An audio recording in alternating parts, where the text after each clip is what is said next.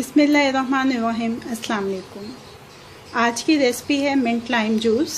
Mint lime juice बनाने के लिए 1/4 प्याली पुदीने के ताज़ा पत्ते, 2 लाइम, 2 खाने के चम्मच चीनी, 2 गिलास पानी के। अब इन तमाम अज्जा को अच्छी तरह से ब्लेंड कर लेंगे। तमाम अज्जा अच्छी तरह से ब्लेंड हो चुके हैं। जूस को छान लेंगे।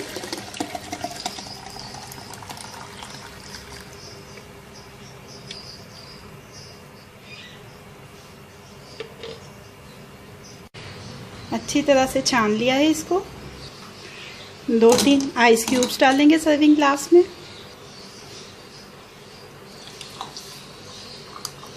और जूस इसमें डाल देंगे।